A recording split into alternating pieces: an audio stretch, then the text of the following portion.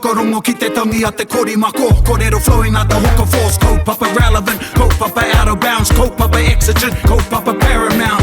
Nā ko nā whakapiri mai ki te kaupapa tino whakahira hira whakarongo pi kari kari mai. Hare hare mai, o Taringa hare hare mai. We gotta gather up close everybody, gather up close everybody.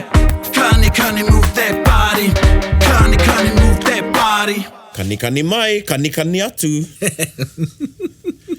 Ko kani kani mai koe ho, ko hoki mai koe. Hoki mai nei au, ki te kani kani. Anei māua ko te puaheiri e mihi atu nei. Nice to see you, brother. It's been a while. Ai. Hi kaka anau. Nō kua nō te whiwhi te nō ke wanganui a tau anō. Tēnā koe, me ngā kaiwhakarongo o te motu, o te ao. Ko roa nei au e onge ana kia koutou katoa. He's saying he's been longing for you all. Yearning. It's getting a bit soppy. Yeah. Hoi anō e te iwi ko māua tēnei mihi atu nei, nau mai hoki mai ki tēnei punua pāho, kia Taringa, e whakapāho atu nei I te wānanga o te aroa, kei te taone nunui rawa atu o te ao, anei te taone o Te Awamutu. Te Awamutu. Bustling metropolis. This is a favourite saying of Erica and ka roha tuahine, ka re kui konei, but mā te aha ia te puaheiri. Ai. Nō reira, come here. So what have you been up to while you haven't been able to come on Taringa in the past few months, actually? Months, yeah. We've been... Anō nei he manuhiri koe. Ai, ko manuhiri anō. Hoki mai. We've been snowed under with other mahi. Most of it is to bring some online content for you guys if you're enrolled on our Te Arareo Māori Level 1. Ooh. We're putting it onto an online platform for easier access so you can do your homework online with your gadgets there at home. There you go, te iwi. That leads us into our kiwaha. Tapu rawa ke. Tapu rawa. I didn't really know what that means. Well, it's a kiwaha no roto mai, I think, I te tai rāwhiti a Ngāti Porou. He kaha Ngāti Porou ki te whakamahi te rā kiwaha. Oh, yep. But kua horapa haere te rā kiwaha, and it's a he kiwaha mihi te rā. So it's an acknowledgement. It means great, fantastic, wonderful, marvellous, fabulous, all of those sort of kupu. Tapu rawa. So you can say tapu rawa or tapu ke. Yeah. Is it like witty? Yeah, witty. Witty, Anna. Yeah, we had witty. Oh, yeah, tapu rawa e hoa. Our whaia, the late Matero Hainga, how she used to say it was tapu rawa. She'd put the emphasis in there. Yeah. I don't think you get the same sort of way to if you just say, oh, tapu. Yeah. Tapu, Anna. This means object. Yeah, so you got to put that feeling in. You got to have the wairu in there, like all of the kiwaha. Yeah. Me ngā huatanga katoa o te reo Māori, me te reo kōrero aha ko te whea reo, ko te wairua tētahi mea nui. Ai, tika. Yeah. Ko te tangi o te kupu. Kei rere te kupu ingari te whakawhiu me Māori ake. Koina hoki. So that's our kiwaha e te iwi. Ka pai, tapu rawa. Tapu rawa. Oh, I went to the gym yesterday. Oh, tapu rawa. Yeah. I didn't really, but, you know. Yeah. He horopaki tērā. Ka horopaki. Since, so koina tātātai kiwaha. Tapu rawa. Tapu ke. Even I can imagine it when it was so good, you have a stench look on your face, like, ooh, tapu rawa. Yeah. Ooh, peha e hoa, ooh, tapu rawa e hoa. Ooh, ngā kai taka, ooh, tapu rawa. Tikanga 101 I tēnei rā e te iwi, e ne kōrero ana māua mo te tapu. Kia tūpato Which is very different to tapu rawa. So if you're eating, you better stop eating now. If you're on the wharepaku, you better wait until you're... Well, that's right, and that might be part of our kōrero today. Aye. About how we observe or apply and treat tapu today. Ka pai. Because our tūpuna had a very different, tūturu, I guess, view of tapu and what tapu was to them. But tapu is still a big part of te ao Māori, I tēnei wānei. I'm just recalling memories of when I was little, and me and the cousins, you know, if mehemei he tētahi mahi, or we done something that we knew was wrong, or, you know, in regards to might be something e te urupa or something like that. Or even if, you know, if I hapa tētahi tikanga, Aye. you know, we say, oh, tapu. Yeah. Oh, that's tapu. That's tapu, yeah. Koe nā hoki tō mātou whakaro i awa wā. We don't know why, but we know if something, mena he hapa, he tapu te hapa, or, you know, the utu. I think so we get a chance to as well debunk a few ideas, you know, because it was for some time easier to just say, oh, he tapu. You know, people want to know why. And I think for a lot of people entering te ao Māori, these are one of the staples to understand or have a grasp on. Absolutely. What tapu e noa is. And then from there you can see as to how tikanga or even kawa, that stuff that dictates it. The way that you handle yourself in situations. E tika tonu ko tō kawe i a koe. Ai. I roto i te ao huri nei. So I've just brought up my māoridictionary.co.nz app and I typed in tapu, and 1, it is a stative, to be sacred, prohibited, restricted, set apart, forbidden, under atua protection. Koina, it can be a modifier, again, ko ngera kupu katoa, holy, sacred, and an adaptation of the original meaning for the Christian concept of holiness and sanctity. Ka pai. Hei kōrero pia mā tātou. Ai. And as a noun, a supernatural condition, a person, place or thing is dedicated to an atua and is thus removed from the sphere of the profane, which is noa. Noa, kia So ora. koina te noa e hoa mā, ko te profane, and put into the sphere of the sacred. It is untouchable, no longer to be put to common use. The violation of tapu would result in retribution, sometimes including the death of the violator and others involved directly or indirectly. Appropriate karakia and ceremonies could mitigate these effects. Tapu was used as a way to control how people behave towards each other and the environment, placing restrictions upon society to ensure that society flourished. And again, it's tapu, don't get it mixed up with tapu, because tapu is a bath. Tapu. Which is noa. Which is noa, ka pai. Well, it's noa, but it's tapu to you. Koina. Ai. Nō reira ko ngera whakaro i roto I era whakamara matanga hei matanga pia mā tāua. Ai. Yeah, and because we started probably with te wao te tamarikitanga, I record that memory of when we were kids and we used to say, oh, that's tapu. I'm trying to think when I knew what tapu was, or when I thought I knew what tapu was, or when I heard that word tapu. Yeah, I don't know. Yeah, you can't recall that. It's almost like saying, where did I learn the songs to that Bob Marley song? You just knew it. I just knew. Or some of those songs do bring back some memories of particular parties. Aye. Yeah. But some of those kōrero are tapu now. Yeah. I remember though reading or being read a story written by Auntie B, who passed away last year. She's one of my former kaiako when I was at primary and later on. And she wrote a book called Tapu. Mā te Tamarikis for children's book. And it's a good read. And if I can just whakarapopoto I te kōrero, Tapu, it's about these kuia that go to Te Motustapua Tinirau, Mokoia Island, and situated in the middle of Lake Rotorua. And they go on their waka, and I think they go there to get harakeke. And 2 of the 3 kuia decide, see some harakeke growing in the urupa. Urupa is a cemetery or burial site or burial place. And they see this harakeke, and the harakeke in the urupa is flourishing and quite abundant. And the other kuia, she advises not to take that harakeke, and they don't listen, and they end up taking the harakeke, cutting some of the harakeke. And on their journey back across the lake on their waka, a storm blows up and the waka capsizes, and these 2 kuia end up drowning.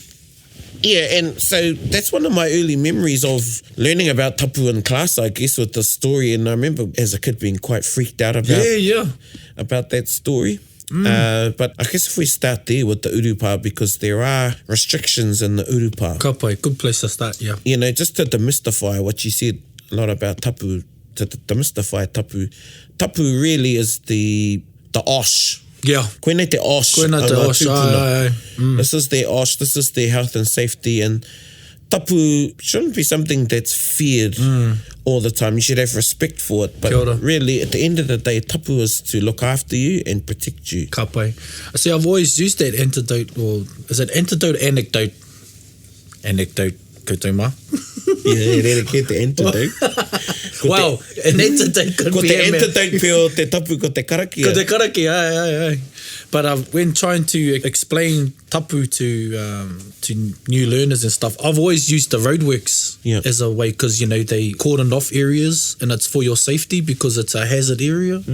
Yeah, I've always used that. I've always used that way, and osh, it's an osh thing. You know? And then there's times, and you talk about rahui as well, as it's lifted. Not rahui papa. Not rahui papa. Oh, yeah. If you're listening, rahui, not you. Puku kawana. Yeah. So I like that. Sorry, continue. Haere tonu. Yeah, so I like that idea to just explain it in that layman's terms, if I may. Yeah, and I think the moral of the story of those kuia, and I think it was actually a story that she was told that but the moral of the story is kaua e whawha e rā weke rānei ngā mei roto I te urupa. Ai. You know, and there's the things in the urupa should stay in the urupa. Yep. You know, many of you will know that most urupa Māori or traditional cemeteries or burial sites of Māori, when you visit them, after you leave, you wash your hands. Ai. Pe wheo whakaro ki tēnā? Well, I believe it and I understand it. Plainly, simply, I think you're entering in an area that is tapu. And so then by being there, I think you become under that tapu. And of course, as we know, either karakia or water or kai. Sometimes I know urupa that use bread. But why being more the easier thing to sustain or use? Yes. It's to help remove yourself so you can enter the profane again. That's right. Yeah. Yeah, and that's an acknowledgement of you coming back into the profane. The profane. Oh, that's going to be one of the key words today. That's a key word. Tapu rawa. Tapu rawa. Yeah. So, it's interesting you talk about urupa that use bread. I've heard about it on some occasions in our own urupa of parawa being taken and left outside the gate for people. And what, did they just touch the bread or eat it? Yeah, they just rubbed it on them. Yeah, some of them would eat them. I know the grave diggers and where we come from, they use the bread. There's a joke where an uncle, he didn't know what he was doing, and he still had the bread in the plastic, and he was rubbing the loaf on them, and the other uncles were laughing at him, going, "Oh, wow, what you going to save it for toast for breakfast?" But yeah, so they use bread for the grave diggers up there. I know another tradition, or one of the places up north in Horeke and Hokianga, the grave diggers, after they've done the grave, they go and have a pure at a stream. And they wait there until they're fetched by the haukainga. And they have their own hākari after everybody else. So there's some of those things. Yeah, they're under their... Well, I think they took on the role that tohunga would do in taking away the mate to he anga, he hātu rānei. So they still remain in that tapu. And a lot of our kaikeri poka or grave diggers now, they actually descend from those tohunga. So they remained, that tikanga remained within that whānau and that tapu meki. Yeah, so there's lots of instances where tapu would be observed, and you know the urupa is one, and we could go on about all sorts of things, around, particularly around mate or death. Well, I know tapu exists all the time, but there's times where tapu is at a higher degree or a higher level. The tapu scale goes up, the tapu meter. You know, like on the marae, he tapu te marae, the marae is tapu, sacred. You know, it might be comfortable when it's just a whānau there and you're having a whānau gathering, and then the tapu meter goes up, the tapu scale goes up when there's a pōwhiri or tētai hui, and when it's a hui, as you'd say up north, hui mate or tangihanga, then that's when it's at its highest because of the observance of tapu in relation to death. Nera. Ka pai, yeah. And I think just like most areas in the marae, one question is, why is the marae tapu? Is it the marae ātea? It would be the whare as well in some instances, most instances? Yeah, I think the marae ātea and the whare, definitely, even though there's the saying, ko tū ki waho, ko rongo ki roto. He tapu tonu kei roto I te whare. And, you know, a lot of our marae the tūpāpaku was taken inside the whare. Kia ora. You know, i ngā wā mua, traditionally, the tūpāpaku, because of the tapu around the tūpāpaku, would have had its own whare, or wharau, referred to in some iwi as a whare mate. And I know a lot of marae still practice that. It might not be made out of bush or anything, but it might be a tent. And in Mātātua, they have their own, a lot of marae in Mātātua have a whare mate, particularly Ngāti Awa Tūhoi. And that is a particular house or abode where the tūpāpaku or the deceased is laid during the duration of the tangi. I ngā rāua mua, I tahuna taua whare. Yeah, so taku mohi o i ngā wā mua, ka mate te tangata I te kāinga I te whare, ka tahuna te whare. Kia ora. So even where they lived was burnt. But, you know, it was easy to build a new house back then, you know, or easier. Well, they didn't have land rates. Exactly. You didn't have to, you know, build a big 3-story house. We've made tikanga work for us and how we clear the space where that person passed away with karakia. And again, I've experienced lots of different ways of clearing a whare after someone has passed away. Kia ora. Etahi tikanga no te hāhi ringatu, they have a coin. Kia ora. And they go and they touch it around the whare, or the karaki's done on the coin, I think before then, and then taken and touched around the whare.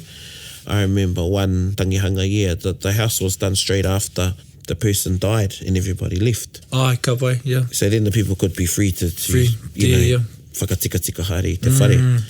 In our hapu, we do that afterwards. But one of our tikanga is we change everything in the room. Particularly the room where the person passed away. If they passed away at home, we change everything in that room. So we'll change the bed position and move a couple of things in the room. Is that too, so it's not recognisable kei hoki mai taua wairoa? I'm not sure. Good question. I don't know where that tikanga comes from, me roto I a mātou, but my auntie nā nau I whakaako, she was very staunch to that. And I think our whānau actually is the only one in our hapu that practices, and I might be the only one that knows that. Well, engari, e kite anau I ngā whakaro. You know, even if a place that hasn't been disturbed since that person has passed away, you can see that person sitting in that chair where they always sat, you know, what side of the bed they, you know, so I can see that, I like that whakaro there, what you were saying, to make it unrecognisable. Maybe it's to detach. You know, that wairua from that place. Kia ora. I remember one, you know, we go to tramp the house, I remember one tramping, and this karawa of ours, man, he was going handi in his karakia, and then one of our kui was going, oh, geez, you make it sound like that this kui is going to come back and haunt the place. She wasn't like that. But I see it as how I've described it. When you tramp the house or have a karakia after someone's gone, it's like spiritual air freshener. You know, it's refreshing the space. Ka pai. And kei te unu I ngā tapu o te mate. So you're removing the tapu connected to the death of that person in that space, and then you're giving it a refresh. Psychologically too, for everyone that's there, it lifts their, you know, their mindset as well. I'd like to think that, because that, I also believe that feeds into the stigma or the tapu o te ahua. Because sometimes you can go to whare where there's been a hui mate or a mate has laid there, and you can feel it's thick. The air is thick. And then when you tramp it, it's lifted. Going back on to how we were talking about when they would burn the whare, it's actually quite an example of the observance of tapu, but it's still carried on the way that they create he whare motuhake mo te wākatira hai te mate. So to say that some tapu has been said, ko whakamoea, there's other things that have been still recognised to this day, and they're still, I believe, applicable in the way that we live today. Another question is, what do they do with their coin, a muriaki tawa mahira? I think they bury it. Or they put it in a river. In a river, I know one description about the, not nullifying tapu, but I guess diminishing the tapu of yesteryear or tua whakarere was described by Ahorangi Pou Tēmara. I tangohia ngā niho. Kia ora. Ngā niho te tapu. Engari kei reira tonu te tapu. So he's figuratively talking about removing the teeth. And he's personified tapu and removing the teeth of that tapu, but the tapu is still there. And I guess the teeth he's referring to is the, well, if you takahi tawa tapu, then you're going to be bitten. Aye. You know. And I think about Kingi Tāwhiao, and he could see in his day the changing Kia ora. o te ao Māori.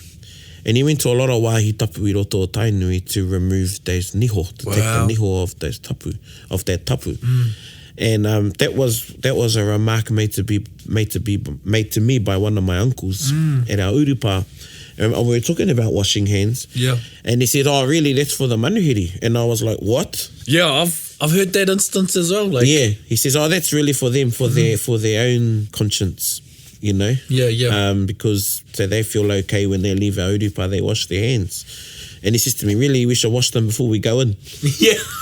So we don't take anything in. Take kia ora. And that's when I realised, because in our urupa, you know, whānau take kai in and have, you know, and it used to be a bit of a, well, I won't say it's a tikanga, but it was a tradition for the grave diggers to have a bottle of whiskey or a crate of beer after they've done the hole. Aye. And you know, and I think that took the place of whakano, I don't know. Yeah. Kei te kimi noi hopea. But yeah, so that was one, I think, taking the niho of that tapu, kei he ngā uri whakatupu. Aye, kia ora. Yeah. You know, in case, you know, something not so nice happens to our mokopuna or to us. Aye, yeah. And, you know, just talking about the teeth, I recall a kōrero about tētahi or I've talked about him on here before, korohe nare tū whāngai. And he went to remove the tapu of one of these whakairo we have in our iwi. And what he done was he literally, underneath the ground was the face of this whakairo. Wow. It was actually carved underneath, and he knew it was there. Right. And what he done was he actually got someone to, he done his karakia, then this whakairo had teeth. Yeah. And then they physically removed the teeth from the whakairo. And the symbolism in that was him removing the teeth of that tapu. The tapu, aye, wow. Yeah. Kia more te. Hoho nui nei kōrero. Aye, tapu rau. It's kōrero that we shouldn't be afraid to have. Yep. And I think we're in a safe space to talk about it. But anyway, we're going to get out of the urupa now and e rā huatango o te tapu. One more question for the urupa. A lot of people, there's a belief, you know, don't take rings and stuff like that.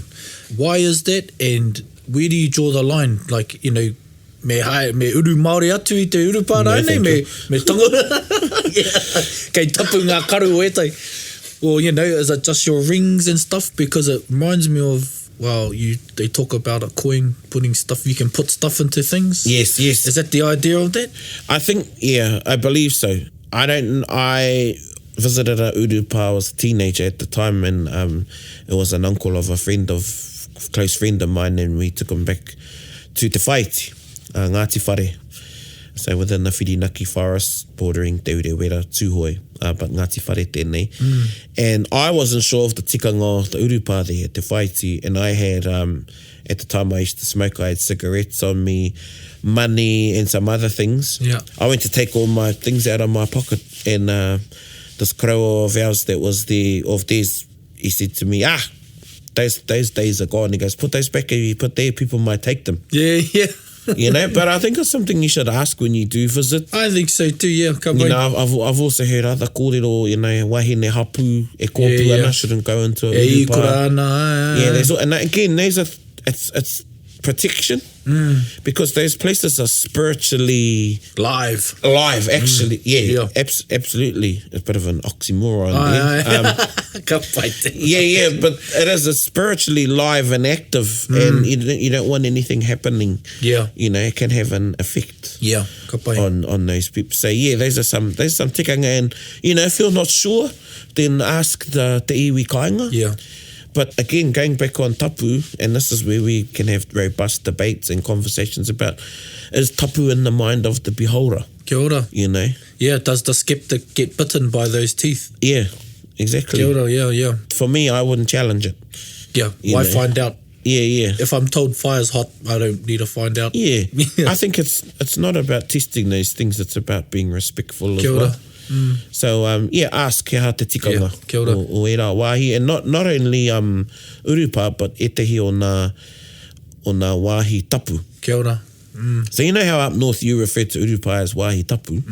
What do you refer to wāhi tapu as? Wāhi tapu?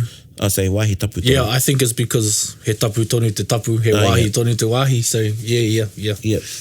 So, you know, at the iwi you'll hear, because the Barry's back and, you know, they've got their own reo up north there, he pai he rawe, and they refer to urupa. You won't hear urupa that much, or they'll refer to it as the wāhi tapu. Wāhi tapu, hui mate. Yeah, hui mate, taumata for the pai. Taumata for the pai, yeah. Yeah, hoia, no, just be respectful, mindful. Yeah, and it comes back to the golden rule, when in Rome.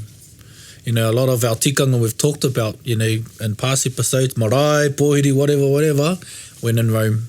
And you may have your own beliefs in that, but yep, pai ana. But like I said, when in Rome, just be respectful of it. Yeah. Koina.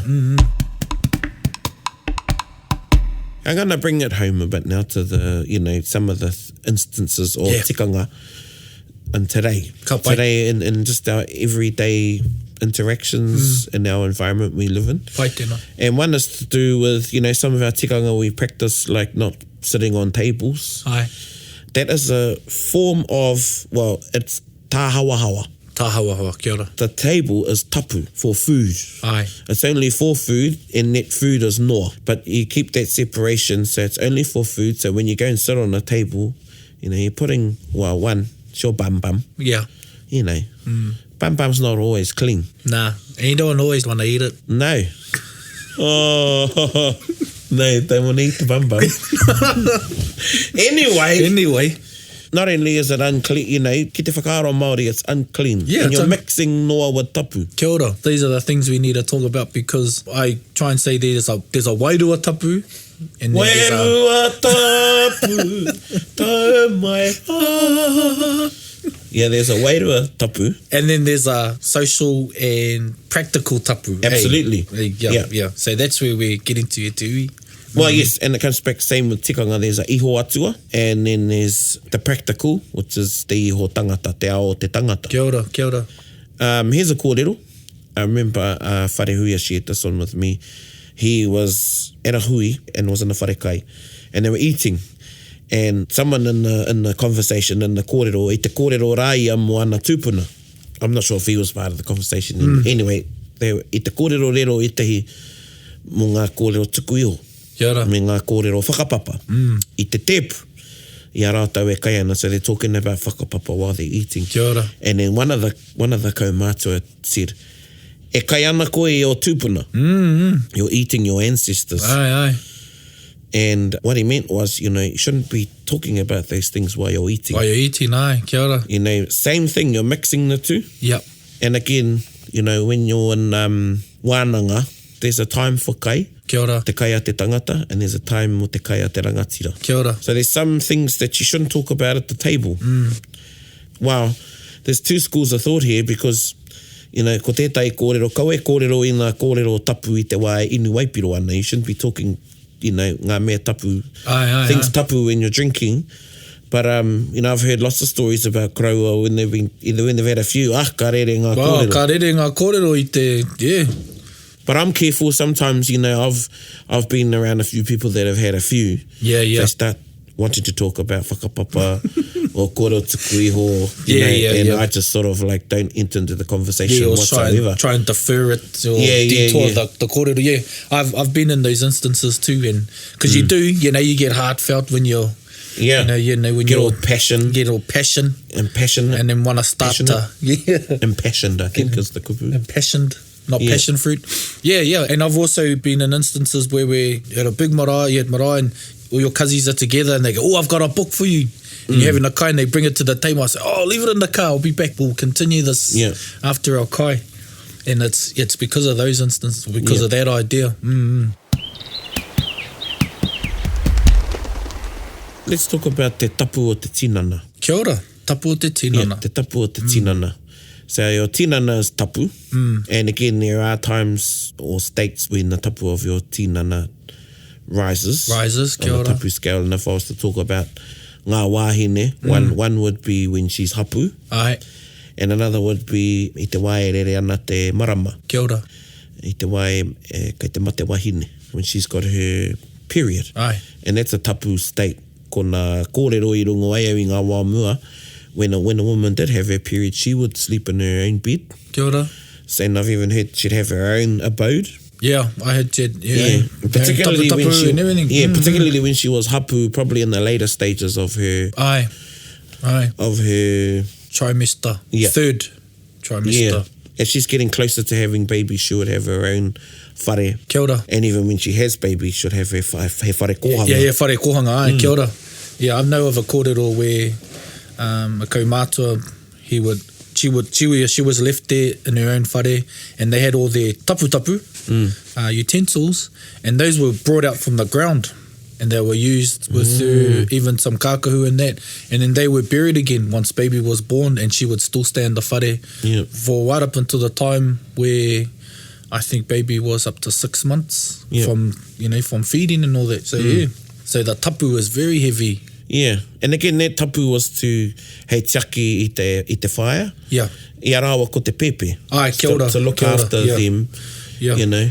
Kei whakaro hoki tātou, e hara i te mea e pana ana te wahine ki waho, e mea anone he mea kino. Yes. E whakamana tonu ana i taua tapura. Yeah. Me te wahine, te mahi a te wahine. And again, if, anything to do with toto Kia ora. or blood, Ai. it's very, very tapu, it's highly tapu. Highly tapu. Kia ora. So, of course, bearing a child, and, you'd have to think when ones were wounded or, Ai. e rā mea, but not only blood, but, excrement. Excrement, the profuse of the person. Mimi. Mimi, ai. Even spit, Kia ora. I've been told you shouldn't spit. Yeah.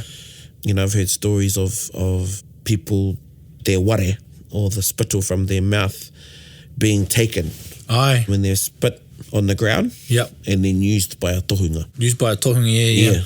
And then there's other ways that the ware has been used in a positive way with karakia. Kia ora. A tohunga would use the ware from his mouth to ward off or remove makutu or mate Māori from somebody at the end of his karakia. Ai. He would use that ware. Kia ora. Bringing it back to today, again, it's how you look after your nails, your hair. Kia ora. I mean, when you have a shave in the bathroom, clean your sink up. Clean your sink up. Don't leave your bloody... Yeah. He tā hawa hawa anō. Yeah. It just looks ugly anyway, bloody hairs all over the place. Yeah. Well, especially when you brush your teeth. Yeah. You only want the bristles of your brush, not the bristles of... Unless. Hoi anō. Kei te te. Whakatahangia tērā kōrero. And this is a question that comes up. What about cutting nails and cutting hair at night? Aye. And, we talked about practical and the spiritual. So the spiritual, what's the spiritual side of that, why you wouldn't cut your nails at night or cut your hair? But I believe it's an active time for ngā poke. Yeah. How te poke, te wairua poke? He kehua, kino rāne. Malevolent spirit. Malevolent spirit. Yes. Insidious. So ko te pō, te wae, haere ngā wairua poke. Aye. And the practical side of that tapu or tikanga? Well, because you can't see what you chop. Yeah. Yeah, you couldn't see. Yeah. But what about now, because we've got lights? Aye, and a vacuum. Yeah. Well, no, I still don't. You still don't? No. I can't bring myself to, even though I know that tapu came about most probably because you couldn't see. Yeah. I still don't cut my hair at night. I don't shave at night. Same. And cut my nails. Yeah, I still don't either. I think it's just it's inbuilt now. It's yeah. I still don't do it. What I do want to ask, and I only know of one person because this person has told me, when they go to the barbers, who collects their hair? Do you practice that or? I remember, I think it was Wharehuia telling me, because we had this conversation at Panekiretanga. Kia ora. About what you do with your nails and your, and then it led on to, okay, what if you go to the barber or hairdresser? He talked about his ware. So he would spit in his hand and then just have a little karakia before his hair's cut. Kia ora. So Kia poro o te hau o te tangata. Yeah. True. So his hair can't be used. Yeah. So, I like that one. Yeah, so that's one to do with the body. Aye. There's lots we can talk about the body. And I think, hei taki ako and hei taki hoki e tahi atu. Aye, kia ora. My old Māori teacher, he would say when they would go, no rua tāhuna tēnei, tangata, when he would start kura, his kuia would take him down, take all his uniform that he got, and he'd be doing a karake, and he said it was she'd put a whaiwhaia on ke rongi o na kākahu katoa. Oh, yeah? Yeah, kei tā haite e tētahi atu. Oh, yeah. Yeah, and then so, yeah, you know, as a kid or as a parent, you may go, don't bloody kaue tohatoa o kākahu ki tētahi atu. You know, most times it is probably because they spent money on it, but there was a belief then is that, you know, e piri ana tō hau ki o kākahu, eh? So there was, your tapu was on those clothes. I guess if we were to sort of find the whakamarama for hau, would be your essence. Your essence, your energy. Or, your energy, yeah. You feel the hau, a good and I've heard this too, te tango i te hau o te tangata. When you get up off a chair, you know, and that warmth is left, that's your hau. Aye. That you've left on the chair. So, yeah. And it's a... No. And not that hau. Not that hau. That's a pihau. That's a pihau. You can read that. Again. No one wants that. Hen no rawatu te. Hen no rawatu. Or is it? Or is it? Yeah. But no, that's true because, you know, scientifically, what you've created is heat, and that's an energy, and energy never dies, it just transfers. So, you know. Yeah. Koina. And, you know, te tapu o te upoko. Kia ora. You say, you know, your upoko's tapu, and then there's parts of your head that are more tapu than others. Kia ora. So the top of your head, Ai. te rua whetū, Ai. or te pū motomoto, and the back of your head, Kia ora. that connects to your spine, te kōhamo. Te kōhamo, kia ora. Or te kōhamu is another word, or te muri kōkai. That's koina te wāhanga tapura wātu o te upoko, koe rana wāhanga tapura wātu. Ai. And the upoko is the most tapu part of your body, so they say. Ea ki ngā kōrero. And again, you know, spiritually, you know, it's because that's where you take in knowledge and you give knowledge. Kia ora. I don't know if our tupuna knew that, you know, the brain is a repository for knowledge, because some people have said, but they definitely knew if you get a dong on the head, you're going to die. You're going to die, yeah. Practically, eh? Yeah. Or if you sever exactly. te kōhamu, Yeah, or you see dong on the top of the head, dong on the head, dong on the back of the head, where the kōhamu is, you're gonna die. And he mate rangatira, tēnā mahi, like when someone would die, if they were able to, they were killed at the back of the head. Yeah, they would ask, like, this is all part of Māori chivalry, I guess. They would actually ask to be dispatched with a mere pounamu. Yeah. And ki te ringa hoki o te tahi atu rangatira. Yeah. Again, bringing it back today, so look after your head. Look after your makawe. Things that go on your head, your hats and things, they shouldn't go on tables. Kia ora. Because, you know, same as sitting on the table. Again, it's another he tāhawahawa no tērā if you're putting your hat on the table. You're mixing tapu and noa. And yeah, look after your mahunga, your mātenga, your upoko, your pane. Your uru. Yeah, your uru. And that goes too for passing kai over. So if you're serving or got people at home, you know, don't pass kai over their head. Don't pass kai, yeah. Ka pai. Because kei te tā noa koe. You're actually belittling that person. Kia ora. Yeah, by putting food over their head. Koina te iho atua, and then the practical side is you might drop the kai on them. Yeah.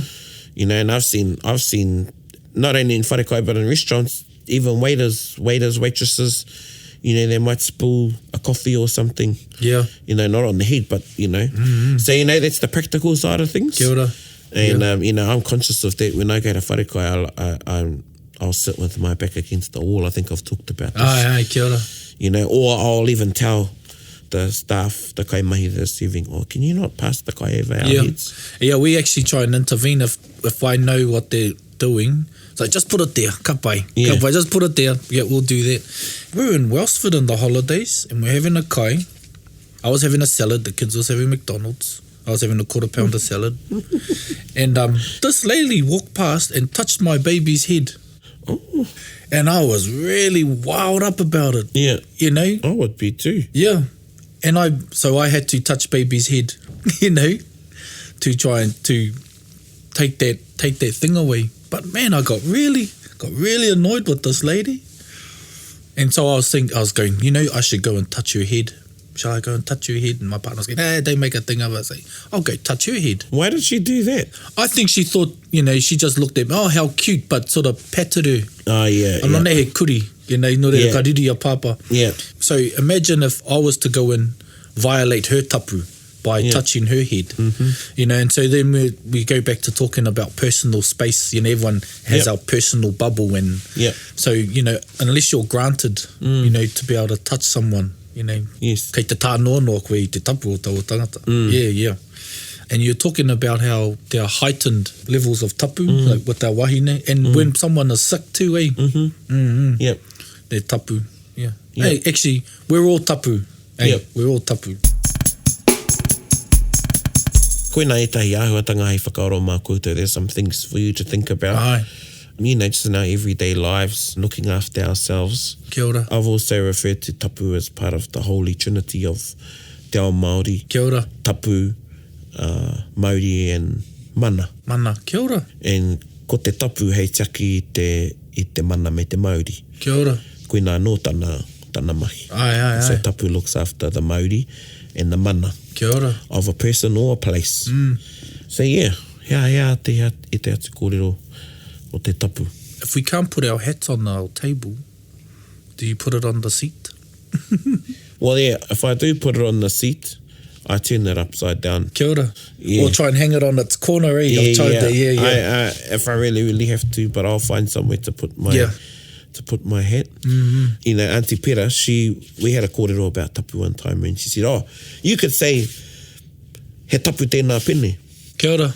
You know, and it's another way we're using tapu. What you're saying is that pen is mine. Don't anybody touch it. Don't touch it. Yeah. Do not touch my pen. Yeah, like reserved parking. Yeah, exactly. Yeah, more. Yeah. Kia ora. Yeah, we talked a little, you mentioned rāhui and the tapu of a rāhui, and again, rāhui again as something to protect people. Kia ora. So if you don't know what rāhui is a restriction that's put on a place, usually. A lot of time now you hear about rāhui in the media. Kia ora. It's usually when somebody drowns in a river or in most cases the sea. And a lot of the time they're getting kaimoana, some of these people, but they could be swimming or anything. And then a rāhui is put on that bit of moana, ocean or river for a particular time. Kia ora. So which means no swimming and no gathering of kai. Aye. And again, that's to protect the living. Aye. So there's a spiritual element to that in respect of the person that's deceased. Aye. Or they may not have been found, so, you know, that's pretty practical. Aye. That's logical to have a That's rāhui. logical, yeah. But then a rāhui would be observed sometime after then. Kia ora. Because the waters would have been contaminated by that dead body. And the bottom feeders, or your kai, is probably, if not, you know. That's right. And then there were other instances when rāhui were used for conservation of an area. So a rāhui would be put on, again, on sea for fishing, to replenish the fish stocks, or in the forest. In the forest for birds. But there could be trees in their forest, not necessarily a rāhui, but they would be tapu, and that only a particular rangatira could take the birds from that tree. Kia ora. And that's sort of the same as what Auntie was talking about, he tapu tēnā pene. Yeah. So you could say, he tapu tēnā miro. That miro tree's tapu, meaning the life on it, the birds on it, they're mine. They're mine, Don't you touch it. Yeah. Which is a bit different to rāhui. Yeah. Even in some places like, ngā roto ki Kahununi, there was one that was just for one of the rangatira where they could bathe and have their kai. Yeah, those are good ones. Those are good ones because they're applicable to today. Yeah, and they all have a connection to tapu. Aye. Whai. Ka pai ene kōrero. Tapu rawa. Tapu rawa. So we could talk lots more about tapu, but I think those are some of the main bases I think that we've covered. To demystify some of the things about tapu, to explain tapu. Kia ora. To talk about tapu and its place, the place that it had, and the place that it has in today with us, and how we live with tapu. And, you know, I think you referred, we talked a little bit about how a lot of those tapu were taken by our tupuna because they knew we couldn't live in this world with the observance of tapu that they had. Kia ora. You know, we wouldn't be able to deal with it. We wouldn't be able to do it. Which makes me think why a lot of them turn towards Christianity and stuff, you know. And because I know a lot of places where tuahu, or where Māori altar were, a lot of whare karakia were put on those places as well. That's right. You know, aini pēr ki te tongo i ngā niho o taua tapura. Aye. Or was it to bank on or monopolise on the tapu that was already there? Kia ora. And what our people thought of those places. So it was the reverence easier. on the... Yeah, the reverence. Kia ora. Nā koe nā no te tahi kupu pai. Kia ora. I roto I tēnei kōrero. Reverence. Reverence, the reverence, respect. Kia ora. You know, and it's good you brought that up. There's the hahi, rangiatea, in Ōtaki, that was built under the instruction of Te Rauparaha. Kia ora. Yeah, and the name rangiatea is he ingoa tapu tērā ki te Māori. It's very sacred name, that, rangiatea, to every single iwi. But the soil underneath rangiatea is from rangiatea. Wow. Yeah. Rangiatea here and raiatea Hawaii. Kia ora. So, again, you know, it's those layers of tapu, I guess, that they were building. Ai, ka pai. There's all sorts of horopaki or contexts we could talk about tapu. Yeah. You know, even in some of the, like i te hahi ringatu, the number 12 is a very tapu number to te hahi ringatu. Kia ora. And it's he te nama tapu tērā I roto I te karapiture. Karapiture, yeah. In the Bible. And then the kingitanga had its 12, te kaumarua. So there's all sorts of kōrero we can have about tapu. Especially numbers. Yeah. Yeah, going into numbers, yeah. Another thing I wanted to bring up was, the sharing of beds and all that stuff. Yeah. You know, when you have guests over and you go, you can have our room, you're going to have wāhi tapu tēnā. Uai. Uai. Me ngā mahi roto. Me ngā hau. Hoi no. And so you would change the sheets and stuff. You know, one thing is, you know, mo te keita hawa te aha rānei.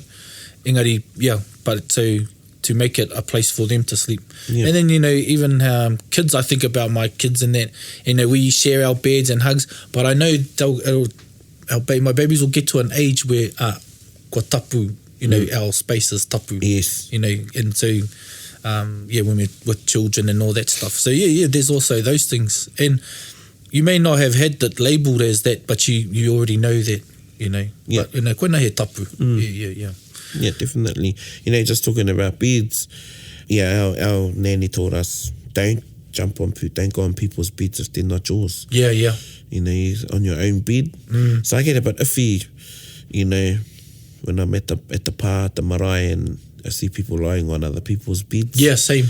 And if we have wānanga and that, and people are, all good, then that's all right. But, you know, so I think that, and again, it comes to the respect, to respect as well. Ka pai. The tapu of their person, of their bed, their space, the tapu of their space. That's what we're talking about. And because I feel it too, I don't know if it's my programming or whatever, when I go to people's houses and there's the master bedroom, there's something, or actually all bedrooms. Like I'll go to a bed, you can sleep in the kids' bedroom. And I'll go, I'll sleep on the couch, you know, because it's,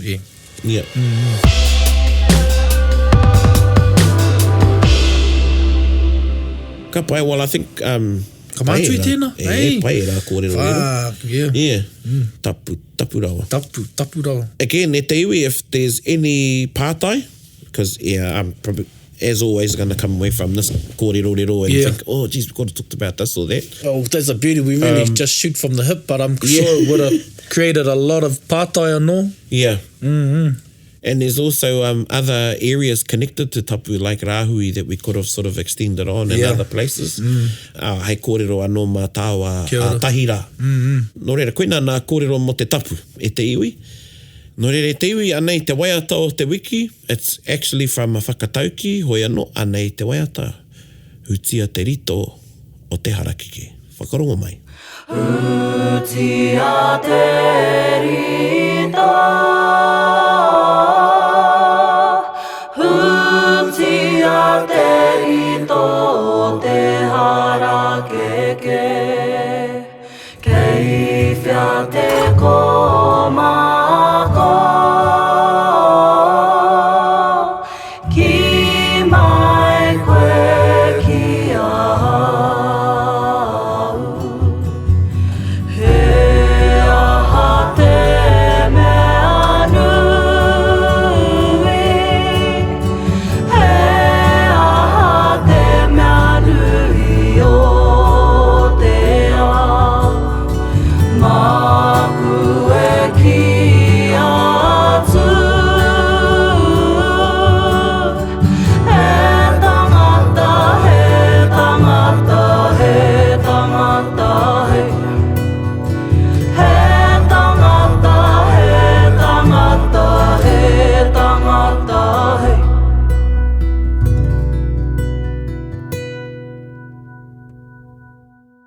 No reire ho, I think that'll be a good kaupapa kōrero mā tāua, tōna wā, for us to talk about the whakatauki from whence that waiata comes from, or the tune was put to that whakatauki. Yes, and another time so I can refresh my memory. Yes, both of us. Engari, koina te waiata o te wiki e te iwi, hutia te rito o te harakeke. Again, e mihi ana kia koutou, kia ngai taringa mā, e whakarongo mai nei ki tēnei punua pāho. Thank you again for joining us. Tēnā koutou. Any closing kōrero e hoa? No, pai. Mihi ana kia koutou. Hi kaka ana te mano ki te noho, ki te pahu atu ki a koutou anō. Kia mautonu mai kia tai atu rātou ki te kotahi rau ngā putanga. Heiha. Tapu rau. Tapu rau. Hei ko nā mai rā e te iwi.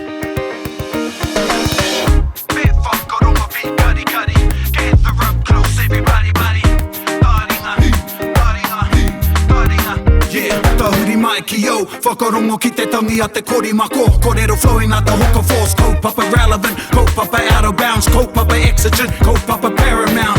Nā ko nā whakapiri mai ki te kaupapa tino whakahira, whakarongo pi kari mai, hare mai, o Taringa, hare mai. We gotta gather up close everybody, gather up close everybody. Kani move that body, kani move that body. Taringa.